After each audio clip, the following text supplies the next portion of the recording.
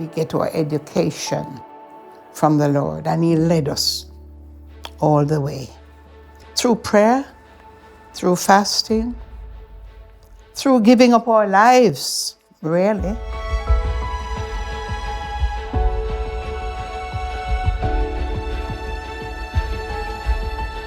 Being a Christian in St. Kitts as a young boy, yes, it was different from coming to England. Things changed because we left and come into what we call a boat, but it's more or less a liner. The shock is that it was cold and snowing. When I came in 1956, my sisters were already here. They didn't live very far from the Assemblies of God on Mansfield Road. That was the first place they brought me because we were brought up in a Christian home. Have to be around the table every night, so the Bible reading and a prayer before we all go to bed.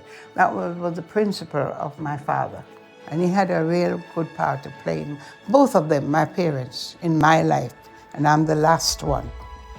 What are some of your memories of coming to the UK and finding a church? What was that like? How did you find finding a church here? Well, it was difficult. As I say, we were welcomed at the Assemblies of God. When I came, there were 2 or 3 people there.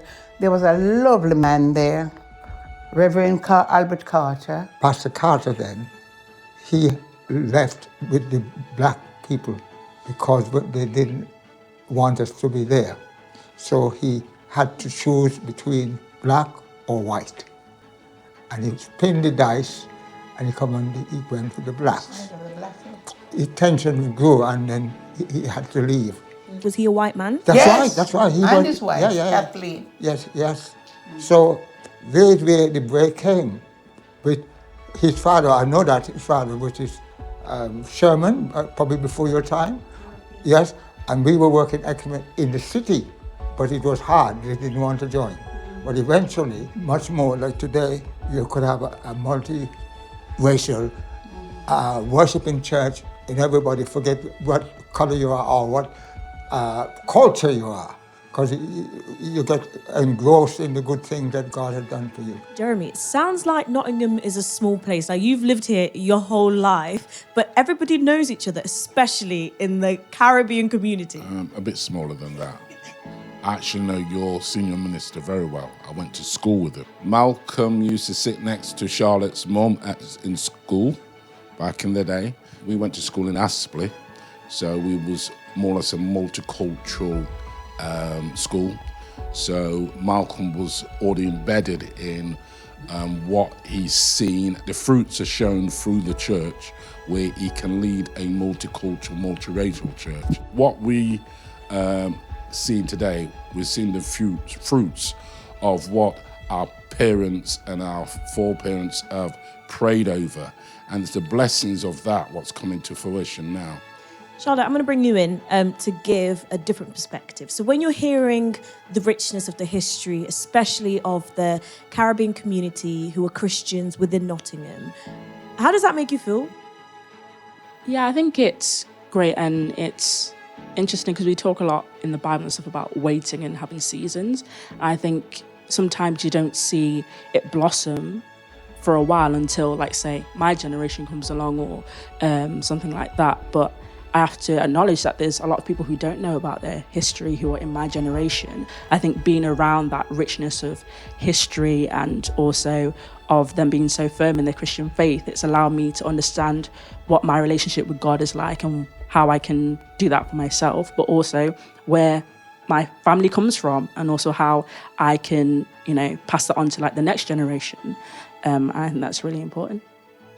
And actually, I think it goes into the way that we express our faith, because I want to talk about the hymns that you mentioned before. How important are the hymns in terms of carrying that through the generations and through faith?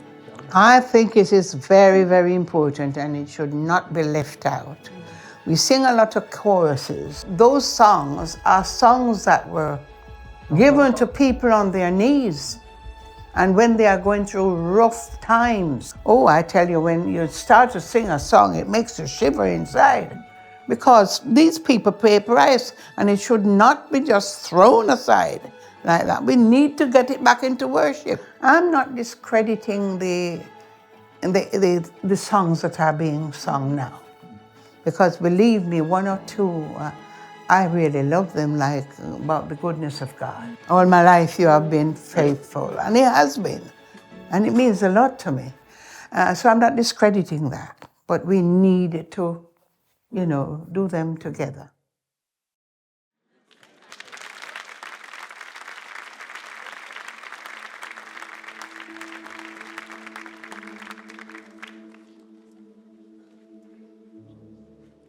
All my life you have been faithful, and all my life you have been so, so good. With every breath that I am able, I will sing of the goodness of God. All my life you have been faithful, and all my life you have been so, so good. With every breath that I am able, I will sing of the goodness of God. 'Cause your goodness is running after, it's running after me. Yes, your goodness is running after, it's running after me. With my life laid down, I'm surrendered now. I give you everything. 'Cause your goodness is running after, it's running after me. Oh, your goodness is running after, it's running after me. Yes, your goodness is running after, it's running after me. With my life laid down, I'm surrendered now. I give you everything. 'Cause your goodness is running after, it's running after me. Come on, let's bless the Lord together. We're gonna sing, bless the Lord, oh my soul. I will bless the Lord, oh my soul, and all that is within me. Bless His holy name. I will bless the Lord.